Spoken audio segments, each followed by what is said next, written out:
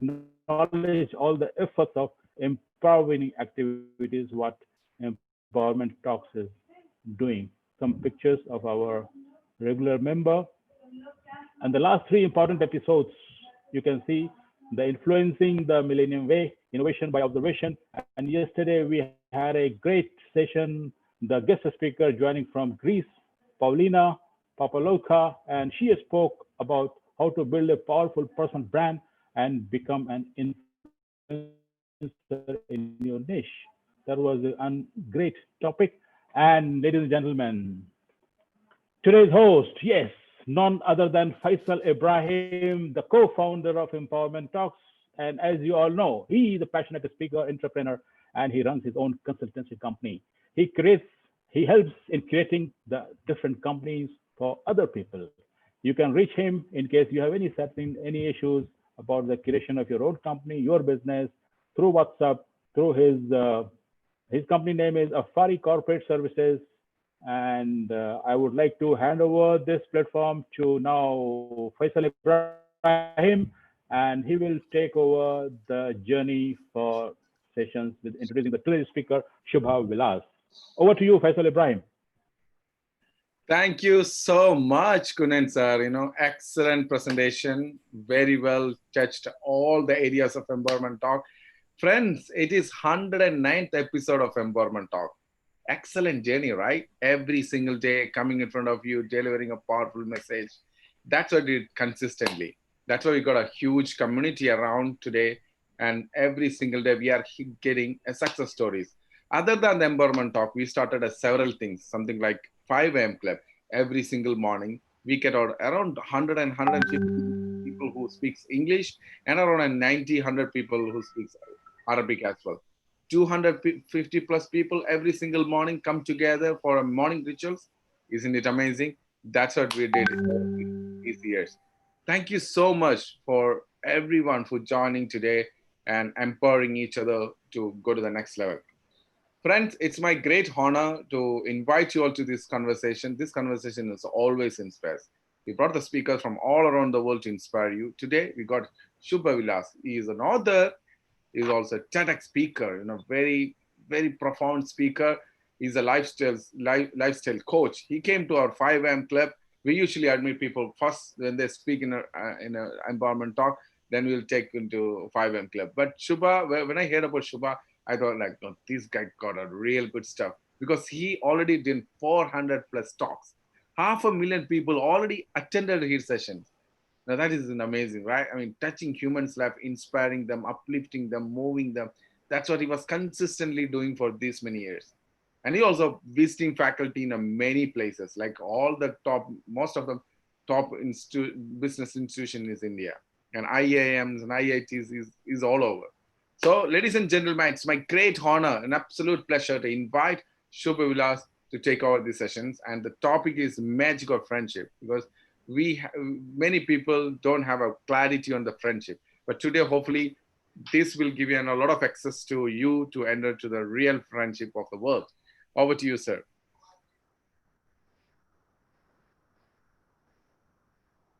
Thank you, Faisalji. It's an honor and pleasure to be with you and with all the members of Empowerment Talks on this platform.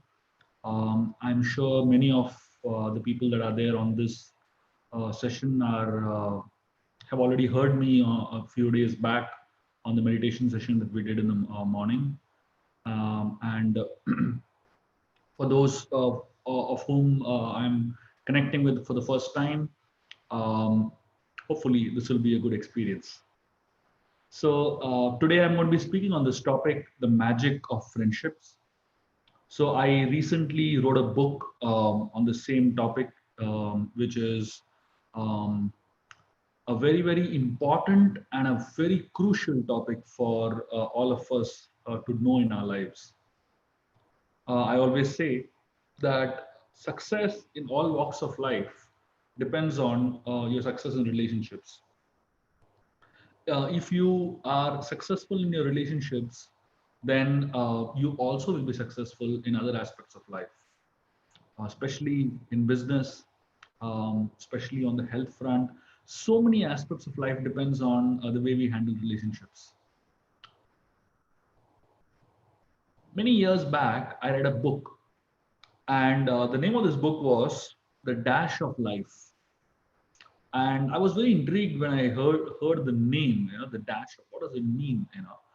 So then, as I read this book, I realized what this title actually means, and it's very interesting if you know this. Human beings live from certain age to a certain age. Like say, for example, somebody lives born in 1977 and lived up to say 2030. So you say 1977 dash 2030. So your entire life is represented by that small dash. And therefore, this author, Peter Burwash, his name was, he wrote a book called The Dash of Life. That means what you do in your life determines what that quality of the dash will be. And therefore, there are four ways to look at life, or what we call as the four L's of life. The first L is to live.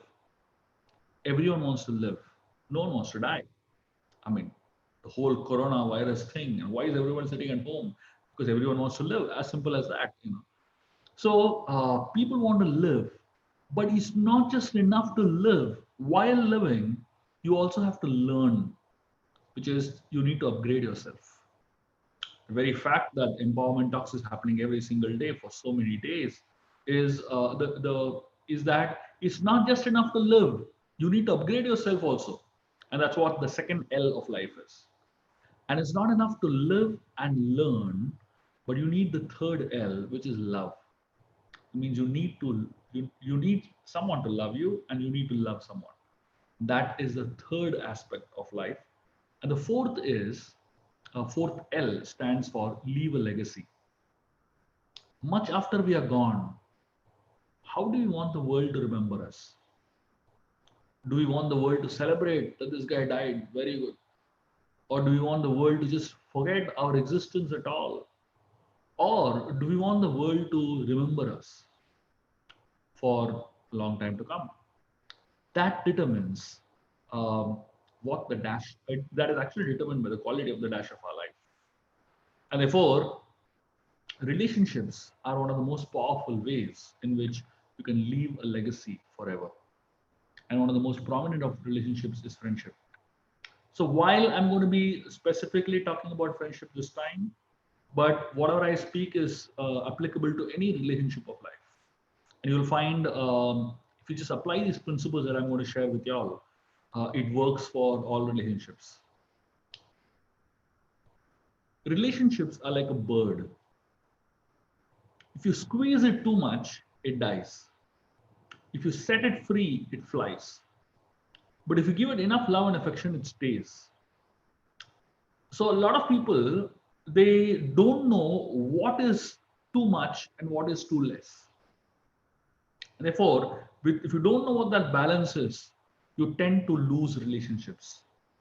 So today, what we're going to be doing is we're going to be picking up some really interesting secrets, tools that makes friendships and relationships work. The first tool is a very simple tool. It's called a tool or a goal. So that means for you, is your friendship a tool or is friendship a goal? Are relationships for you a tool or are relationships a goal? A lot of people use others for their benefit. That means for some people, relationships and friendships are like a tool. I use it when I need it. Unfortunately, relationship cannot be a tool, but it has to be a goal. That means the goal has to be to develop very good quality friendships, very good quality relationships. There are three ways to look at life: dependence, independence, and interdependence. There are some people who are so dependent on others that without the other person, they can't do anything in life. So they are totally dependent For every single thing, they need somebody else to help them. The second way to look at life is independence. That means there are some people who just don't need anybody. They feel that I can do everything on my own. I don't need anyone else to help me. So these are two extremes. Too much dependence and too much independence. But relationships really thrive when there's a third way, which is known as interdependence. Interdependence essentially means that I have some strengths, but I also have some weaknesses. You have some strengths, but you also have some weaknesses.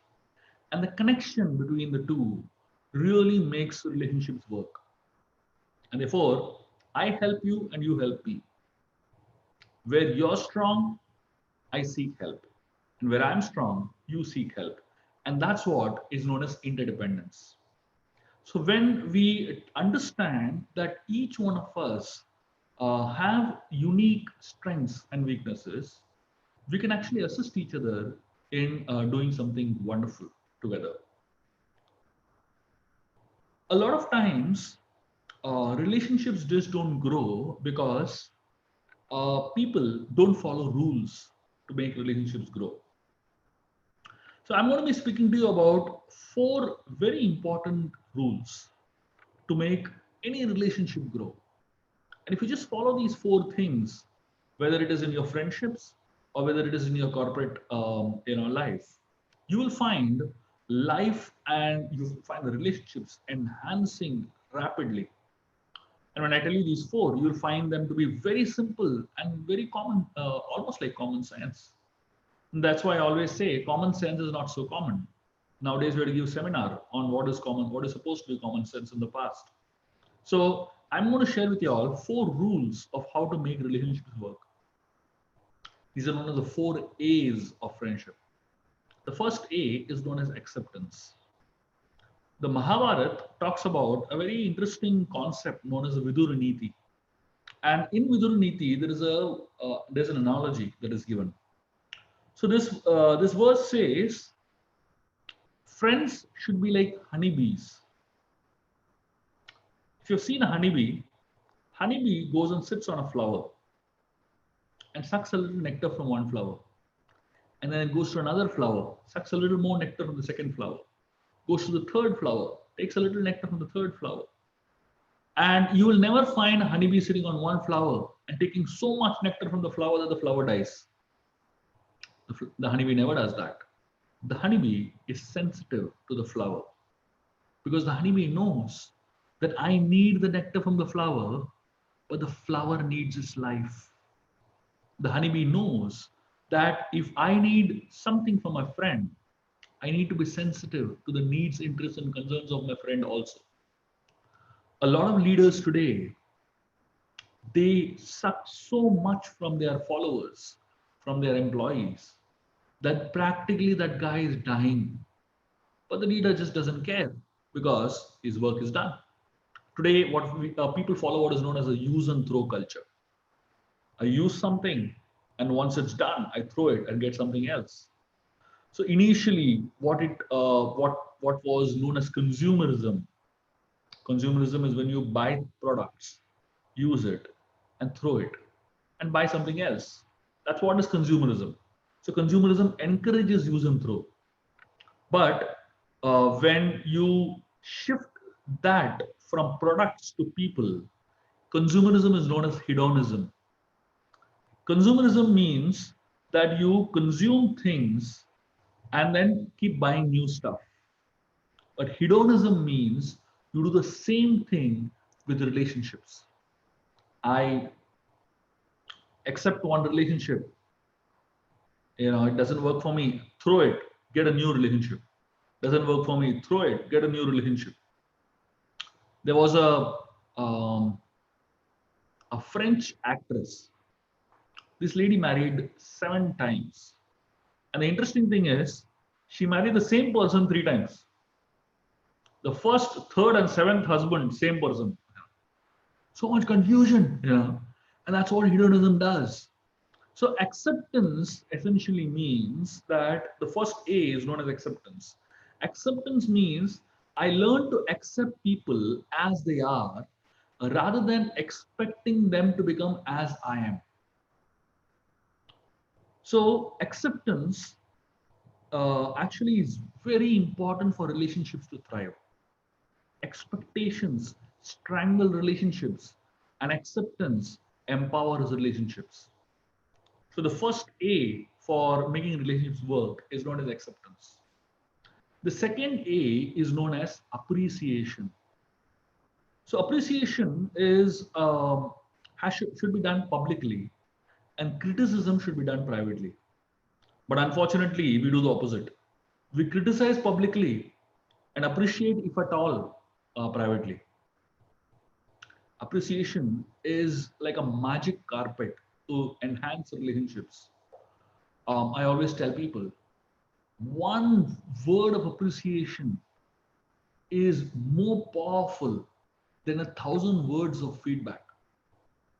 You appreciate one good thing a person does, that one little appreciation is more powerful than giving that person 1,000 different feedbacks of what he has done wrong.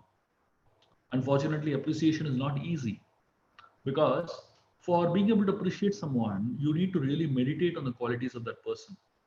And most people are so self-centered, they think about themselves that they have no time, energy, or desire to think about somebody else. What to speak of appreciating them. The third A is known as acknowledgement. Acknowledgement means people want to feel acknowledged in their lives. That means if a person exists in your life, in your organization, in your circle of friends, do you acknowledge that person? A lot of times we take people for granted. And because we take people for granted, we don't take out the time to acknowledge them. Acknowledgement is one of the most powerful things that you can do for people. I'll tell you some very interesting experiences that I've had. So when I counsel people and I'm, trying to guide them in their lives, one of the things that I've noticed is when people come to you and they are opening up their heart, they're speaking. Sometimes I'm just sitting and hearing them for 1 hour, 2 hours, and 90% of the times I don't open my mouth. I'm just sitting and listening. So after 1, 2 hours of speaking like that, they tell me, "Thank you very much. You solved our problem." I didn't even open my mouth most of the times, and people feel that I've solved their problem. So I always say, people don't need solutions to the problems of life. They need someone who can understand their problems. The moment they feel heard, they actually feel good. People can handle their own problems actually, because and the most important thing is not all problems can be solved also. A lot of problems have to be tolerated. A few problems have to be neglected. Very few problems in life actually have solutions. And therefore, even if you say that I can solve all your problems, you actually can't solve. Nobody can solve. But what we can help is help people tolerate those problems. And therefore, when people feel heard, they feel acknowledged. And when people feel acknowledged, they feel good. And therefore, these are the first three A's of developing powerful relationships. The first A is acceptance. Accept people as they are rather than expecting them to become as you are. Second A is known as appreciation. Learn to appreciate the good in others. And the third is known as acknowledgement. That means at least acknowledge their presence in your life. Acknowledgement is recognizing a person for what he or she is. Even the most simplest person in your life deserves acknowledgement. Acknowledgement actually helps people feel valued. So if you don't do these three A's, if you don't accept people as they are, if you don't practice acceptance, if you don't practice appreciation, and if you don't practice acknowledgement, then a fourth A comes. The fourth A is known as alienation. Alienation means suddenly a person starts feeling like an alien, or he starts feeling, I'm staying with an alien, my friend is an alien, or my boss is an alien, my colleagues are aliens, or I am an alien.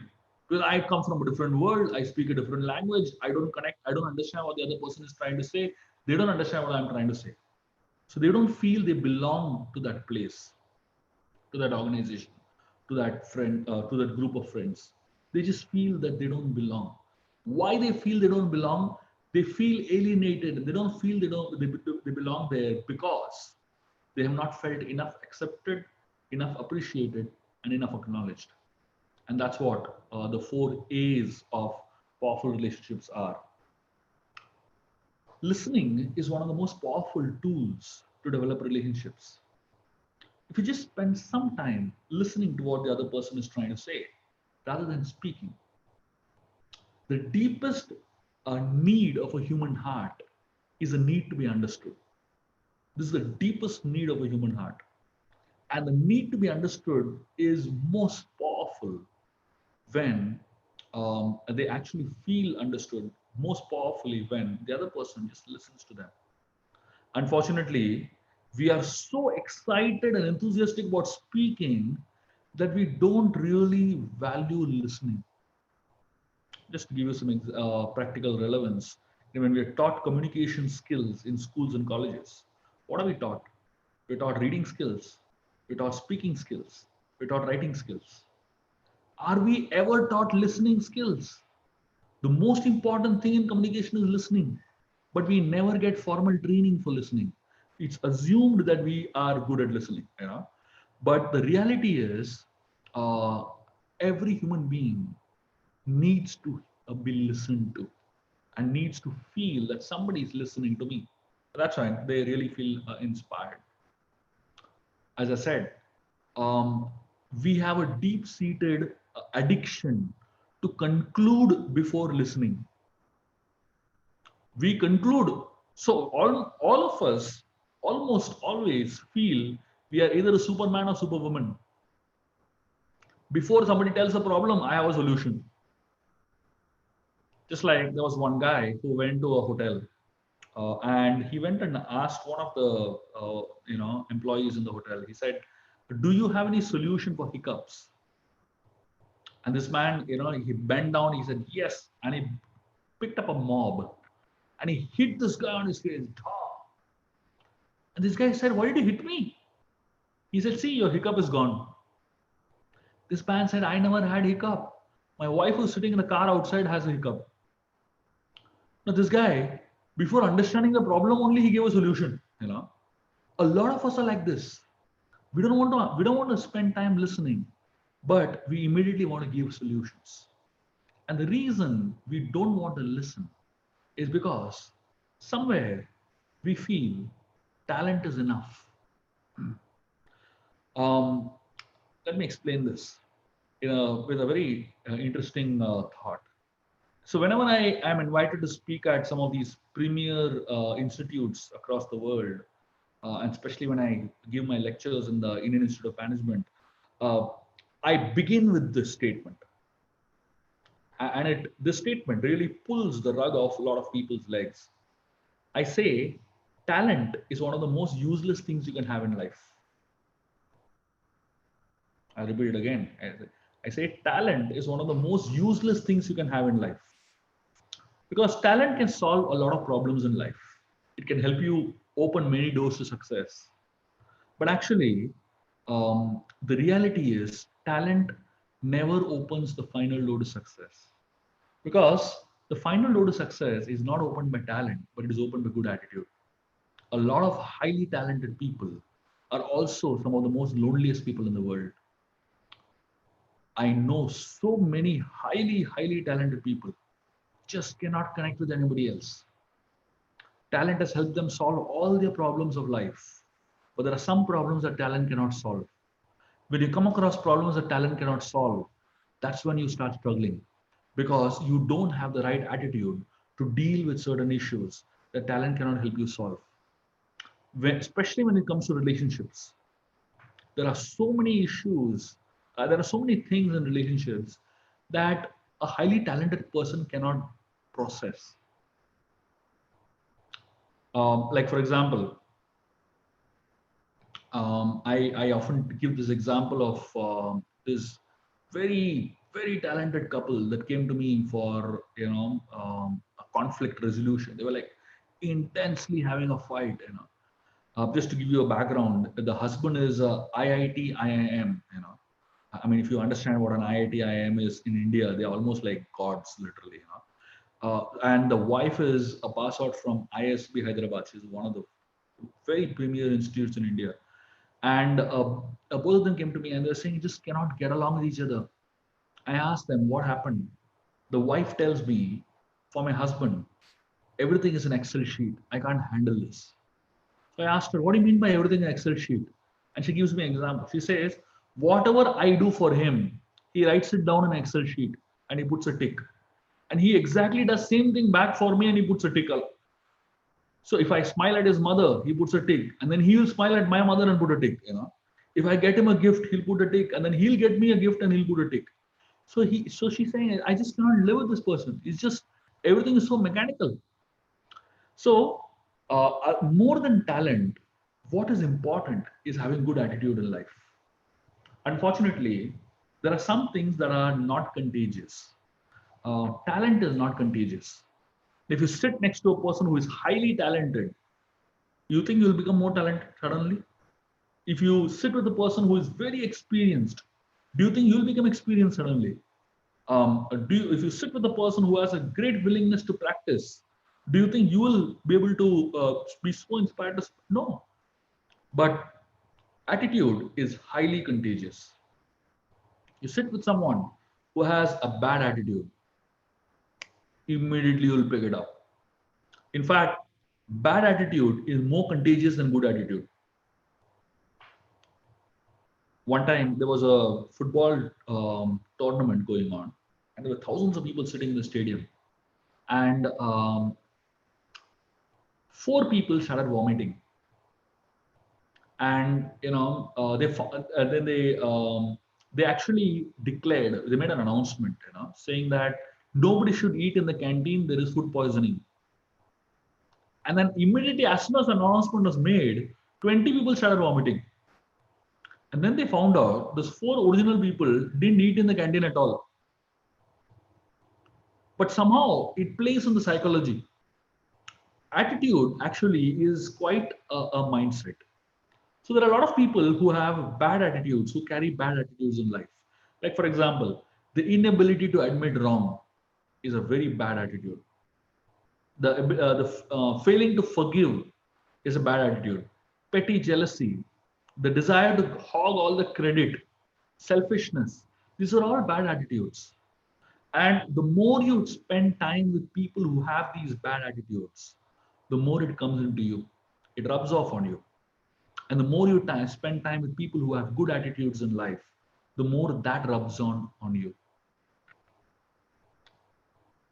Bad attitude pushes you to judge others, pushes you to look at others from a critical point of view, examine others with a critical lens. So I'm going to share with you all a very interesting story from the Mahabharata that really brings us out in a powerful way. One of the teachers in the Mahabharata, his name was Dronacharya. He called 2 of his disciples. He called one disciple first, his name was Duryodhana. And he told Duryodhana, go into the kingdom and meet as many people as you want. And at least find someone who is better than you. Duryodhana went around, he met thousands of people, and then he came back and he said, I'm sorry, I couldn't even find one person better than me, because every person I saw had one defect which I didn't have.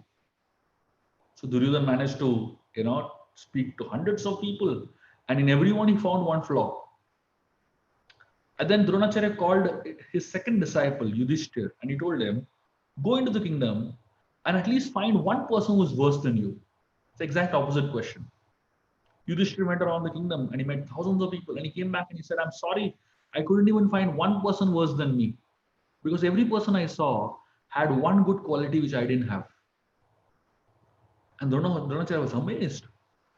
Duryodhana could not even find one good quality in others. He could not even find one person who is better than him in any way. And Yudhishthir couldn't even find one person who is worse than him in any way. And therefore, our analysis of others are expressions of our own needs and values. Our analysis of others are expressions of our own needs and values. So if you are looking for good in others, you will actually find more of it. If you're looking for bad in others, you will actually find more of it. It depends on what you look for. It depends on what you prioritize. And therefore, one has to really remember that before we get into friendships, are we really prepared for getting into friendships? We prepare for everything in life, right? We prepare for getting into universities and schools. We prepare for getting into job interviews.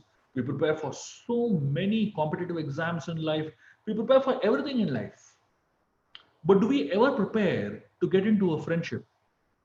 Do we ever prepare to be a good friend? Unfortunately, we assume that we are already prepared, and we don't do anything to prepare ourselves for relationships in life, especially for important relationships. And therefore, the understanding is, let us remember that there is something known as a lens principle. The lens principle says, who you are determines what you see. So depending on who you are, that's what you see. One time, a man walked into a village, and this was the first time he was entering into this village. At the entrance of the village, he met an old man, and this old man asked. This traveler went to this old man and asked him, "How are the people in this village?" The old man looked at him and he said, "How are the people in the village you came from?" The traveler said, "Really bad people, selfish, arrogant, um, very, very egoistic." The old man said, "Same here." And this man became very sad and went into the village. Same experience he's going to have what he had in the previous village. After some time, another man came and met the same old man. And he asked him the same question, "How are the people in this village?" And the old man asked him again, "How are the people in the village you came from?" And this man said, "They're the most amazing people, kind, loving, so caring." And this old man said, "Same here." The amazing thing is, the same old man was speaking about the same people in the village, but in two different ways. Why? Because who you are determines what you see. If you are a very critical person, you actually see others as very critical. If you are a very kind person, you see others as very kind. If you are a very generous person, you actually see everywhere generosity. Depending on who you are, that determines what you see in life. A lot of people, just depending on who they are, they see that only. Like, say, for example, if somebody likes to dress well, the first thing you look at others, how that person is dressing. If somebody likes to have a good hairstyle, the first thing you look at others is what kind of hairstyle that person has. So it depends on who you are. A lot of things depends on who you are. And that's what the lens principle says. Everyone has a good side and a bad side. There is good and bad in everybody. But there are 5 ways of looking at the good and bad in others. The first way is you see a little bad and magnify it like anything. The second way is you see good and bad, but you emphasize the bad more. The third way is you see good and bad, but you emphasize both equally. The fourth way is you see good and bad, but magnify the good more. And finally, the fifth way is you see a little good and magnify it like anything. Now, out of these 5 ways, which way do we follow? I don't think anybody is capable of doing the fifth one, which we are looking at right now, that only you see good and magnify it. It's not possible. And I don't think it's so bad that we only see bad in others and magnify that.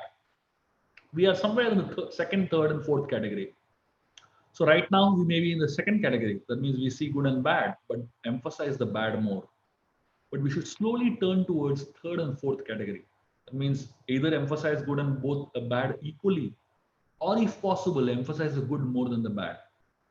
And that's what helps us become what we really want to become. So there are two mindsets according to this. there is a housefly mindset, and then there is a honeybee mindset. What is a housefly mindset? If you've seen flies, if you even if you find a fly in a garden, the fly won't sit on flowers. The fly will find a piece of dirt and go and sit on it. And if you send a honeybee into a garbage dump, even in a garbage dump, the honeybee will find a flower and sit on it. So, this is what we need to decide. Do we have the honeybee mindset or do we have the housefly mindset? If we have the housefly mindset, our focus will be on dirt. That means we will focus on bad in others. And if we have the honeybee mindset, our focus will be on the good in others. We will focus on the good qualities of others. And that's what we need to really decide how we want to explore our potential.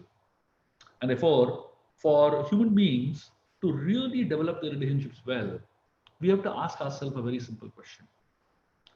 Are we looking at relationships from a short term point of view, or are we looking at a relationship from a long term point of view?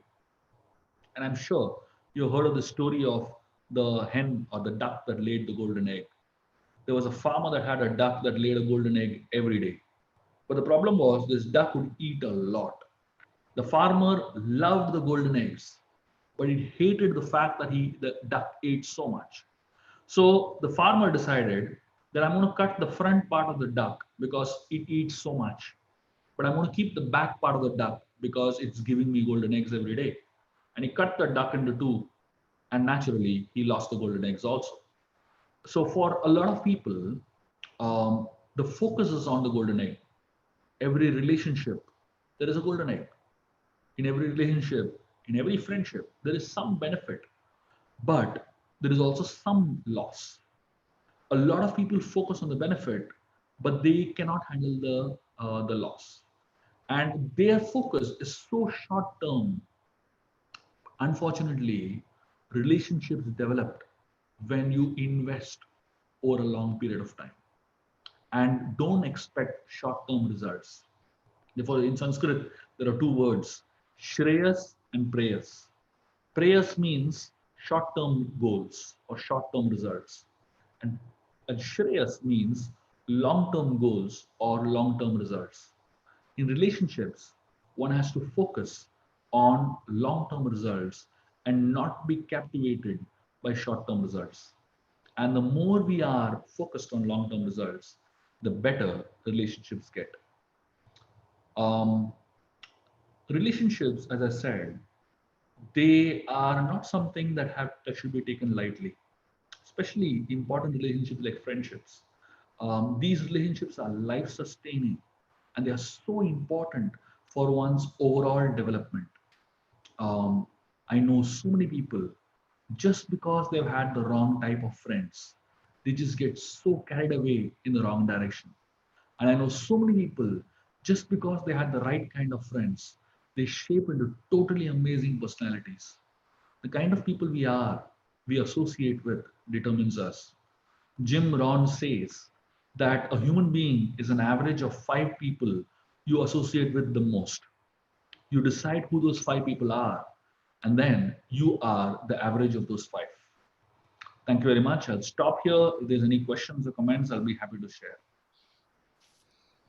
Thank you, Shubha. Vilas, an excellent, powerful presentation. Who you are surrounded with, that's determine your life, quality of your life. It's a famous quote from Jim Rohn. Rightly you said, and we've concluded the conversations. And having quality of friends, it's one of the key success, key parameter of success. That is no doubt. Recently, I also experienced that. When I went through hard time, I realized the friends who I surrounded with me really made a lot of difference in my life. Shubha, we last 40 minutes, you touched our life with a powerful conversation. You spoke about friendship, you talk about relationship, and you spoke about that 4 A's. That was really powerful. Means acceptance and accept the people as they are.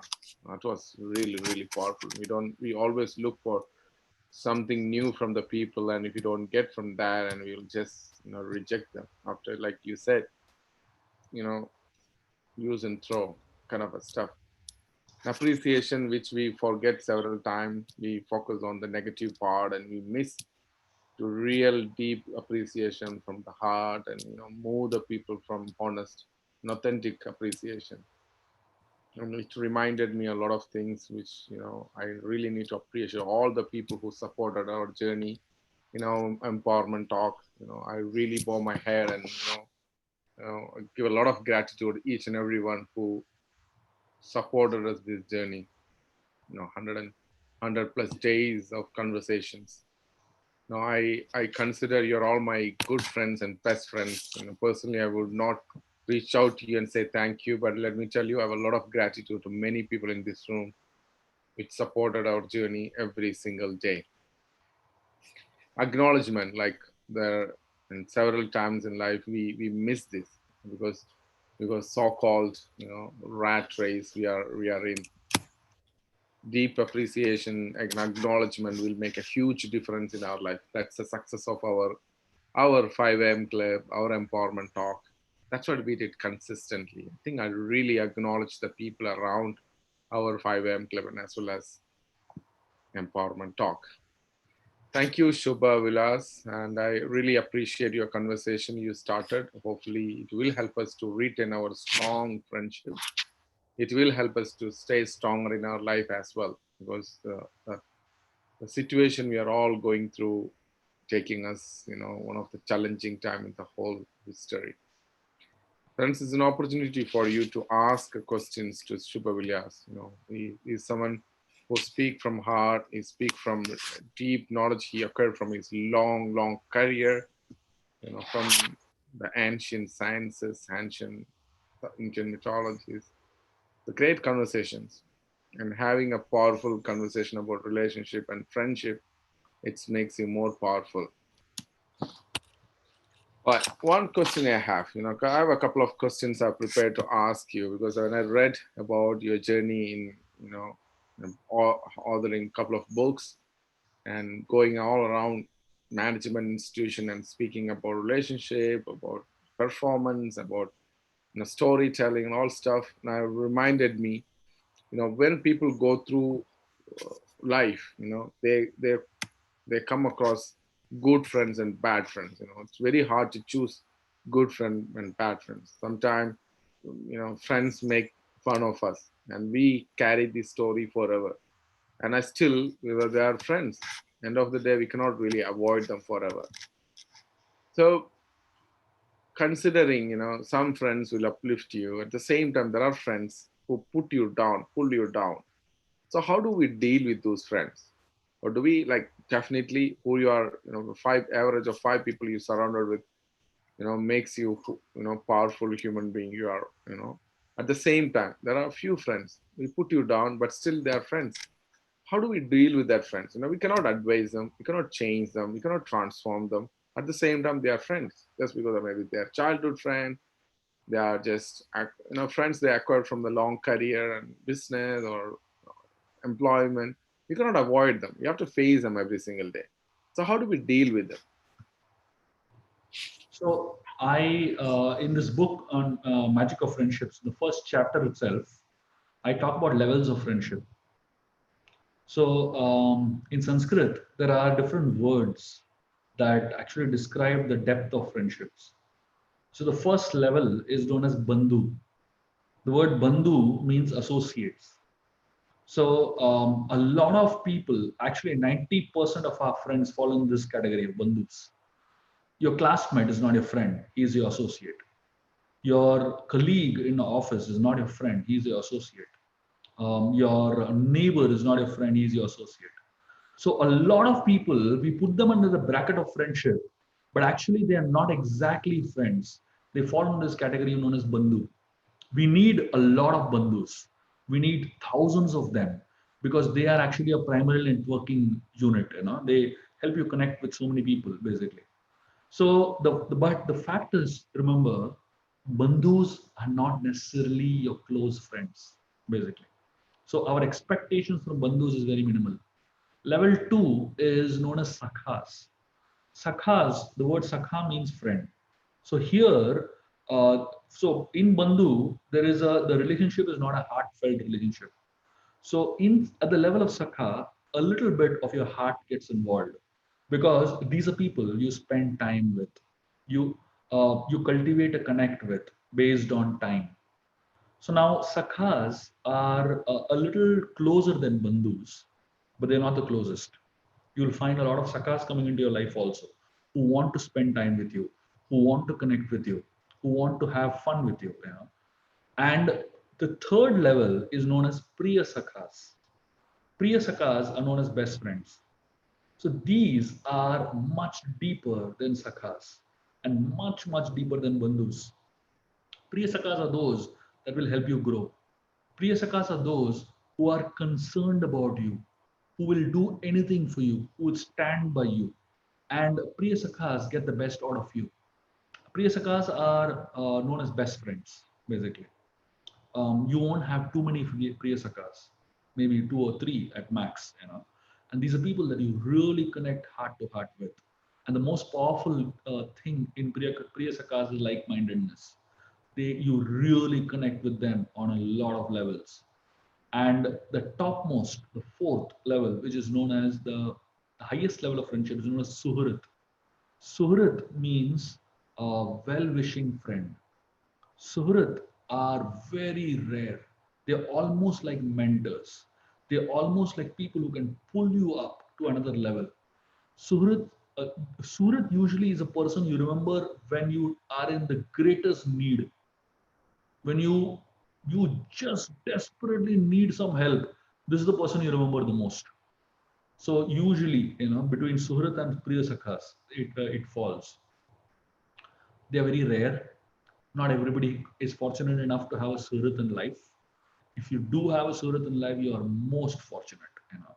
And now you see which where your friends that pull you down fall in.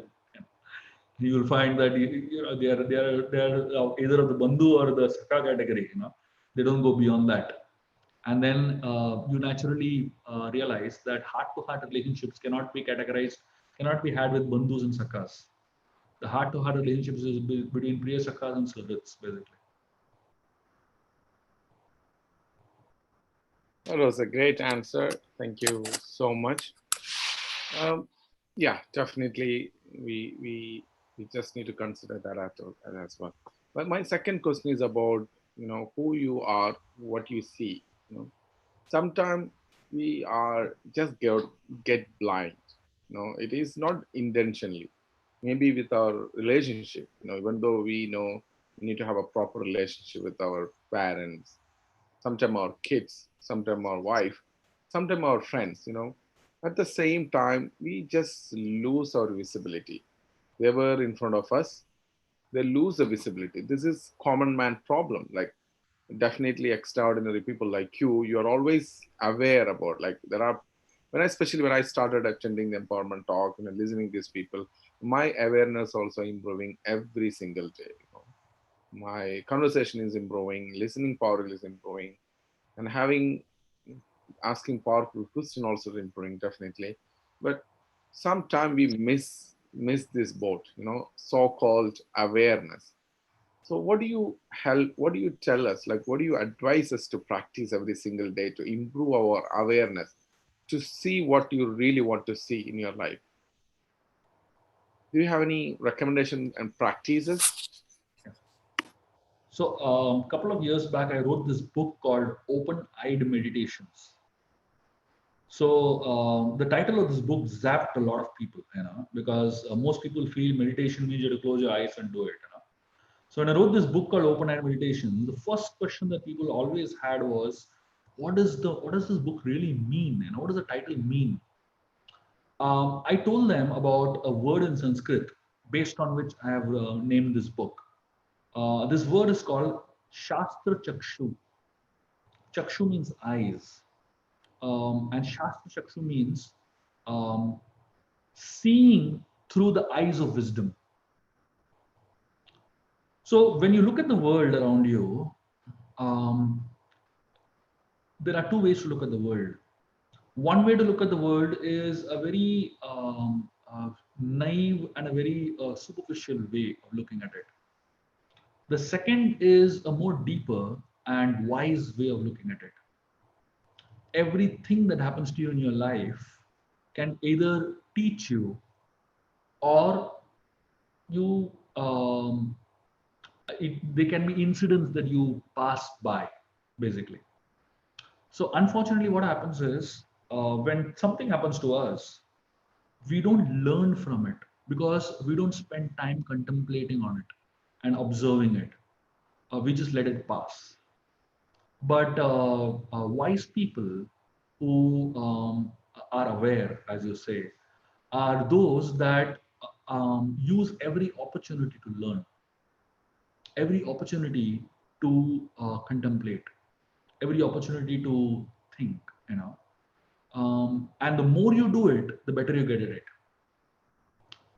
Obviously, it's not easy because unless and until you have some knowledge in your mind, you know, if there is some fund of knowledge, what will you think? Your thinking will be very abstract, you know.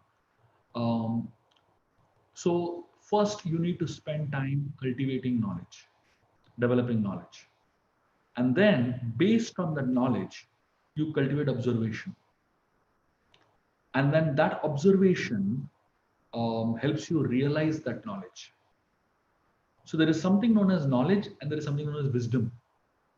There's a difference between knowledge and wisdom. Wisdom is digested knowledge. Only when you digest knowledge, it becomes wisdom that you can actually use practically in your life. So a lot of people don't know how to convert that knowledge into wisdom. The process of converting knowledge into wisdom is first acquire knowledge and look at the world based on the eyes of knowledge that you have. Look at life's experiences based on the eyes of knowledge that you have. And then the more you observe and the more you look at the world, and then you also serve. Service is one of the most powerful ways to digest knowledge. And then that gets converted into wisdom that can be used practically in your life. In my understanding, that's what awareness is all about. That was beautifully said. Sometimes we read the books, but we cannot reproduce. Sometimes we listen powerful conversation we can't reproduce just because that processing it's not really happened inside. Oh, that's one of the biggest challenges mankind face so far. The final and third question I would like to ask you about the listening. It's more or less the same question like being unaware. People are missing, humans are missing the listening now. There are two reasons. I mean, I would say in my life, there are two reasons. One is I'm always multitasking. I try to reduce multitasking, but still, end of the day, I'm going back to that automatic life and I'm getting the trap of humans, so-called. Just like you said in an example of that bee and honey. Honey bee, they choose to go to the flower, but most of the fly, what they do, they just choose to go to anything, probably a dirt or anything, and just distract from what they're really supposed to look for. Humans consider as a honeybees, for example. They look for a wisdom, they look for knowledge, but at the same time it comes from a deep listening. When we are with the friends, we cannot really listen. Two reasons. One reason is we always have someone inside us telling a different story. Like now I'm listening from Shubha Vilas. At the same time, there is a conversation going on inside me. It says that that's always there. There's a conversation inside us. Probably a judgment, or probably a opinion, or a processing from my own knowledge. How do we control this? How do we really listen you and get the cream out of it and create a wisdom out of it? How do we do that? How do we practice this? Listening comes with empathy. When you really put yourself in the shoes of the other person, that's when you want to listen to the other person. Usually, we are so full of ourselves. That's why we keep hearing our own conversations and we keep hearing our own mind a lot. Innately, humans are selfish people. There's something known as swartha. Swartha means selfishness. So we are so much into our own self. Therefore, when we listen to somebody else also, we're actually listening to ourselves only. We're actually listening to our own minds only, because there's a noise going on inside us, that prevents us from listening half the words. So most of the conversations, when you're talking with someone else, you don't even get half the conversation, because you have not listened to half the conversation. So there are different types of listening. There is something known as spaced out listening. That means you're physically there but mentally not there. Or there is something known as pretend listening. You're pretending to be listening, but you're actually not listening at all.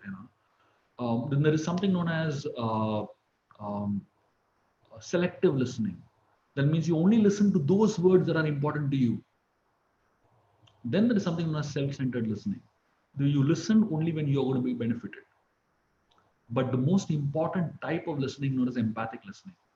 Empathic listening, when I listen, you put yourself in the shoes of the other person and experience that, because it's not only about words, it is also the feelings with which the words are spoken.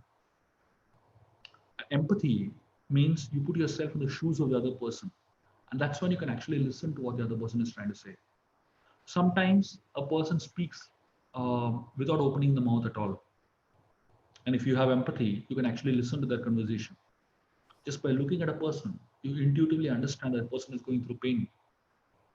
Not even open the mouth, but because you're empathized, you can experience the pain of the other person. The more we learn empathy, the more we learn to put ourselves in shoes of others, the more you listen better. So I found that listening and empathy are very strongly connected to each other. Wow. I was really feeling like I was putting your shoes and listening to you. I felt you in front of me, exactly in front of me. Thank you so much, Vilas. Really means a lot.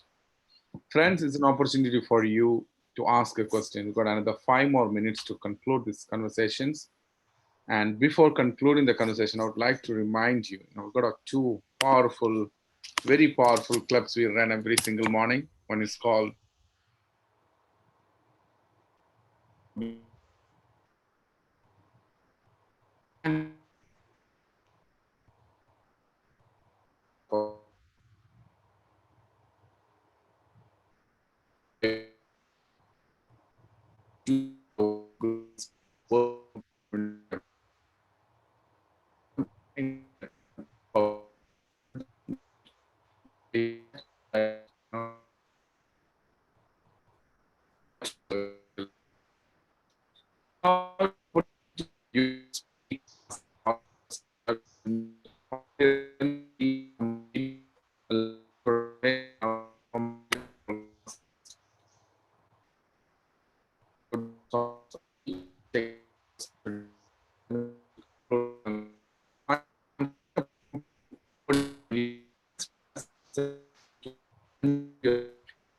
accept my prompt and you can ask the questions to Shubha Vilas.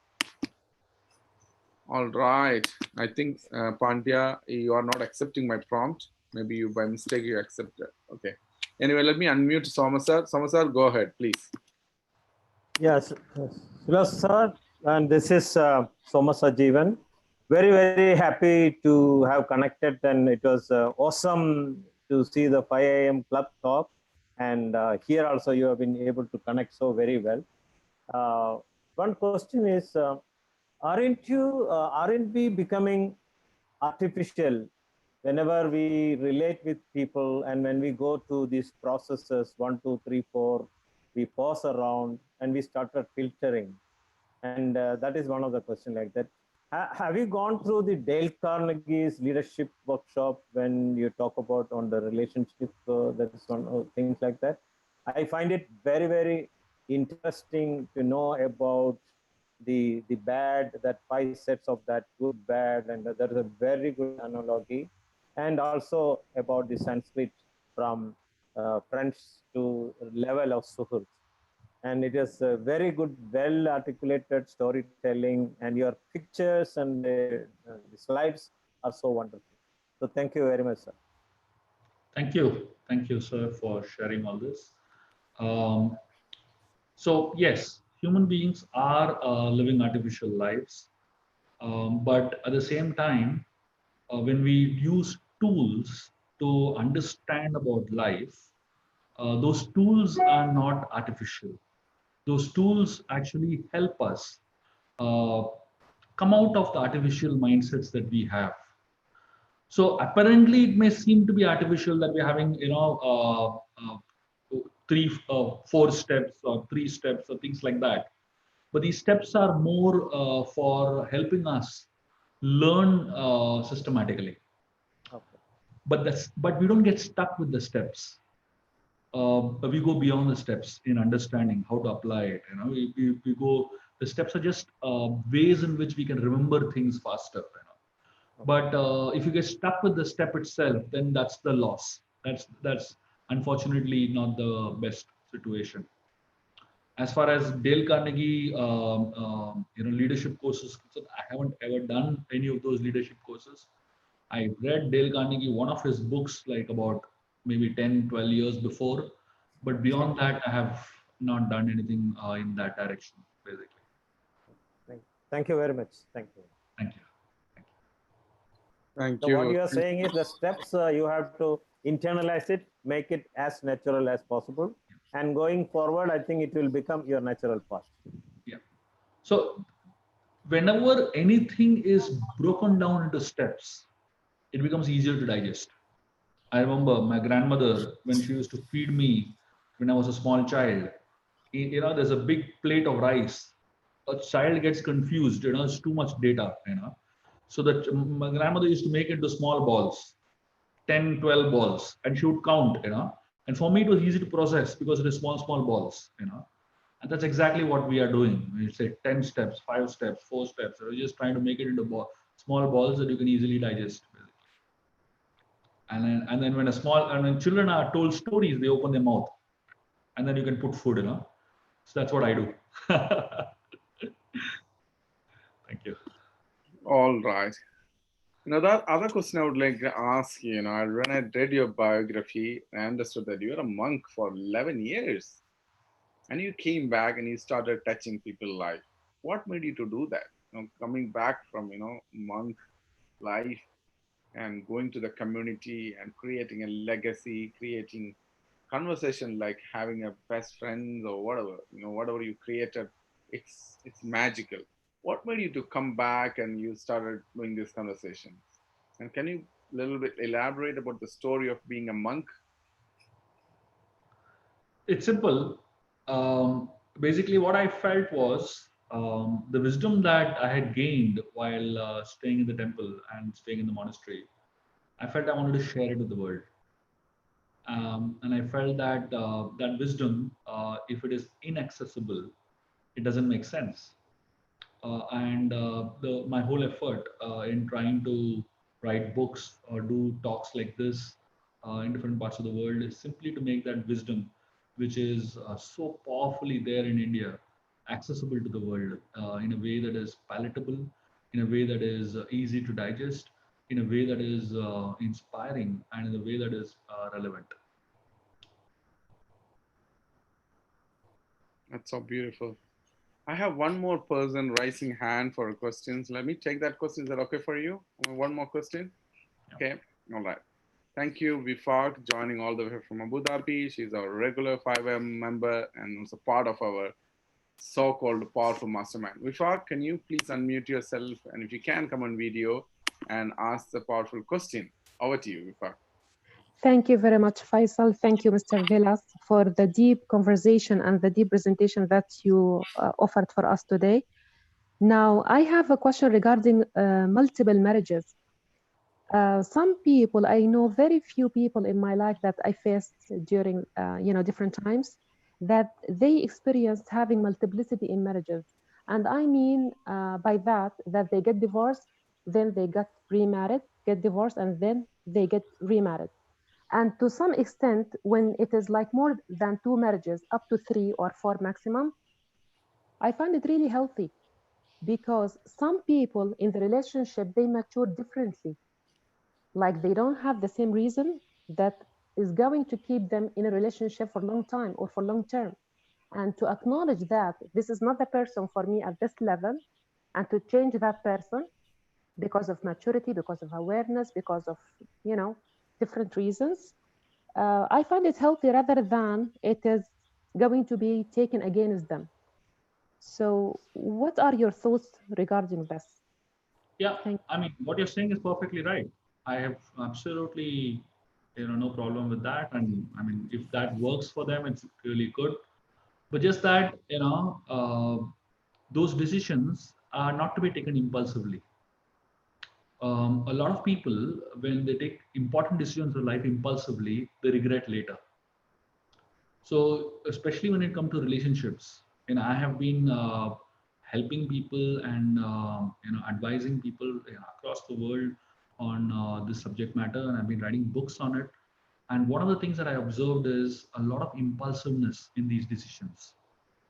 What I was talking about when I referred to those examples was specifically about impulsiveness. If somebody has contemplated and taken a decision based on experience, maturity, and like-mindedness, that's wonderful. I mean, you should definitely encourage it. Am I Thank making you. sense now? Yeah. Thank you, Vifak, asking this question. Hope you got the answer. And thank you, Vilas, for that answers as well. So let me take, forcefully somebody is keep on asking me questions. I think I need to unmute her because she sent like several messages. Nishida, I'm unmuting you. Probably this could be the final question anyway. Nishida, can you please come on video? As well as I'm sending you a prompt to unmute yourself. And please go ahead and ask the questions. Nishida, please. Hello. Yes, Nishida, go ahead. Sir, actually, I wanted to ask a question. Like, we have, like, I'm a teenager. So, we have developed an habit to take out, like, the worst possible case about a situation or specific person that he or she is doing something for, like, something bad for us, like, taking out the worst possible, like, negative things and all that, sort of. Why this attitude has developed in all of our teenagers, especially. You asking me why it has developed? Yeah, like what are, why is it? Yeah. See, negativity is most natural for human beings. Just like coming down a stream is most natural when you are in a river. To swim upstream is unnatural. To go against the current is unnatural. To go with the current is very natural. So you should remember that the mind going into a negative direction is very natural for the mind. To resist that negativity and go in a positive direction, that's upgradation, and that's unnatural, and that's something that has to be that for which we have to put efforts. So remember, in this world, when things happen, just like with putting zero efforts, you have to really think carefully. So negative thinking is you don't have to put any efforts in it. It's very natural for you to think negative. But to think positive, you have to put efforts. The world today is a lazy world. People don't like to put efforts because people like to take it easy, and that's why you find negativity developing so rampantly and so fast. If you find anywhere that there is positivity, you should know there has been a special effort put there. So I highly encourage you to swim upstream. Wow, what a powerful answer. Thank you so much, Vilas. Thank you, Nishida, for asking that question. We are all in the flow of that nature. We are all just moving the way, the flow goes.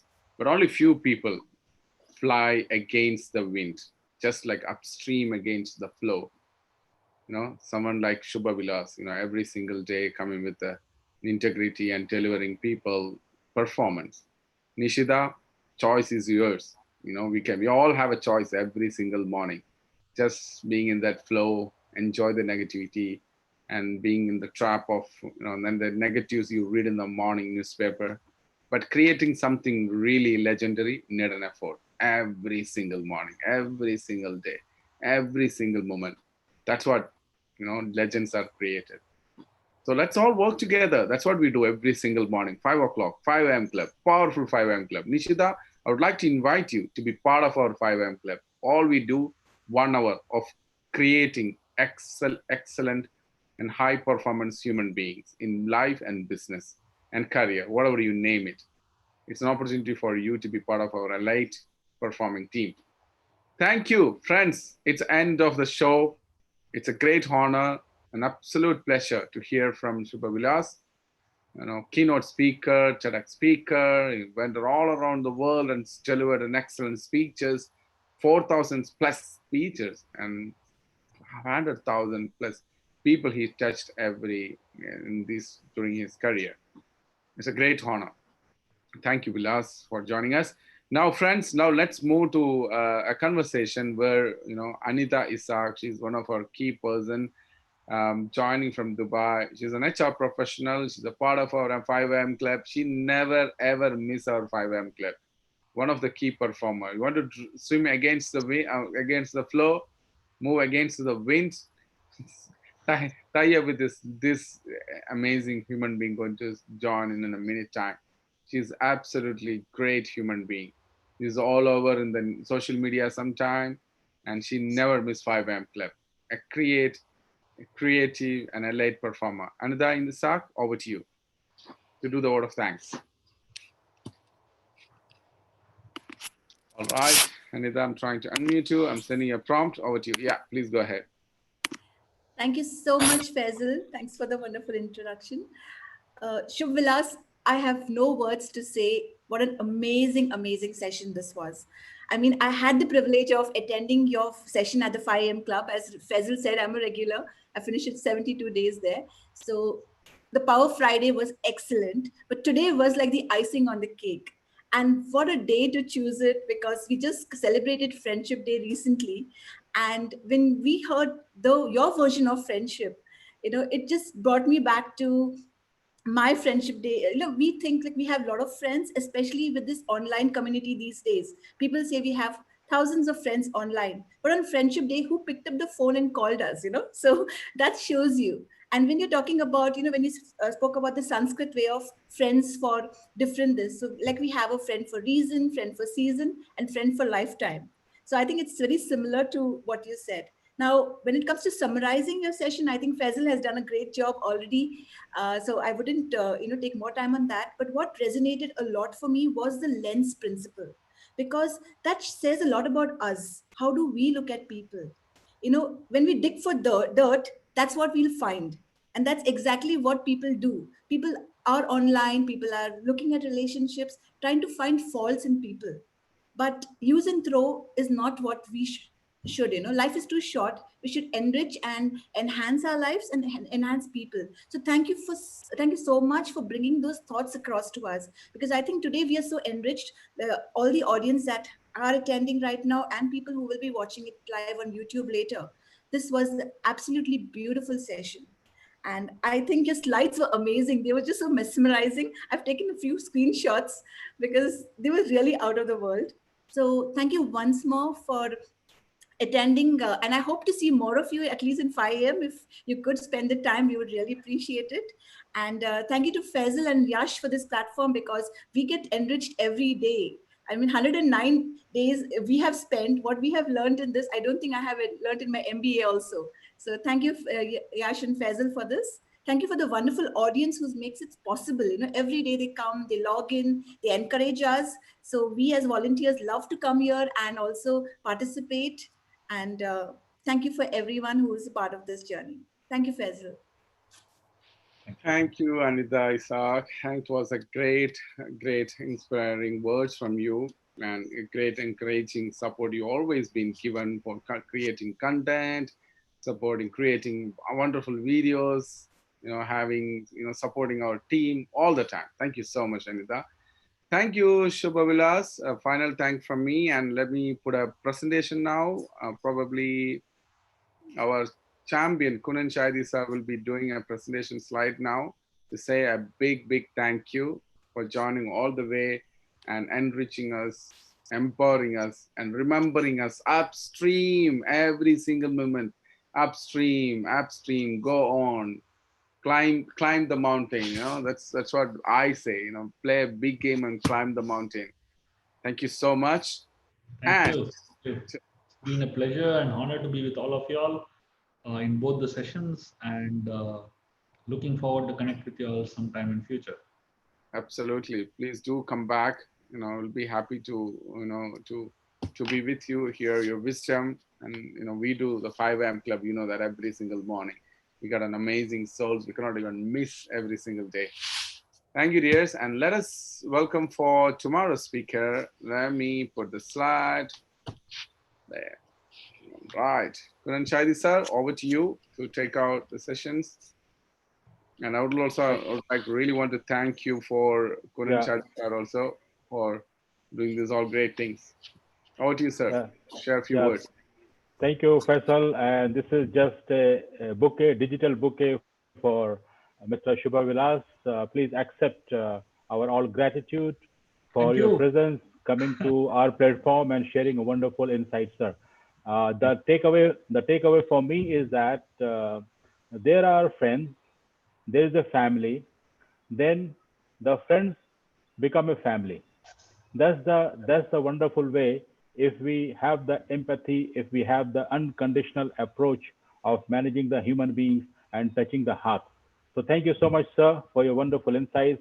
And as Faisal was explaining, that we also have a wonderful 5 a.m. club, and I remember that you were part of that once, and you had delivered a wonderful thought on that. And we do also have mastermind session with the group of people.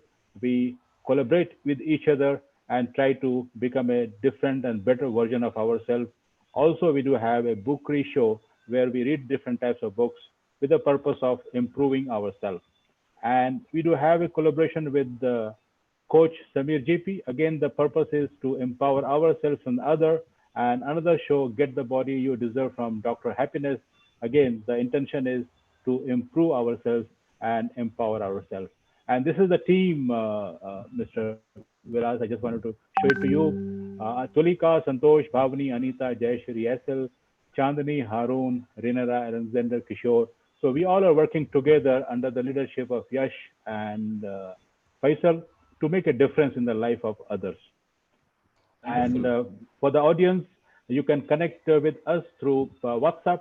Also, we are available on various social media platforms. You can visit us, you can like our videos, and you can make comments about the what exactly you like the conversation. And thank you so much, all. Stay safe, stay blessed, and see you in the next episode of Empowerment Talks. So, all over from my side. And for any parting words, over to you, Faisal. No, that's it. Thank you so much, Kunan sir, for your all support and encouragement and uplifting word and upstreaming attitude. That's what I'm hooked up with today. Upstreaming. Thank you so much, Shubha Vilas. Thank you so much, Anida. Thank you, Kunain. Thank you, Yash, for encouraging, supporting, staying together, and emerge stronger every single day. Thank you, everyone. See you tomorrow at 7 p.m. Dubai time. Faisal Ibrahim signing off from Empowerment Talk. Take care. Bye.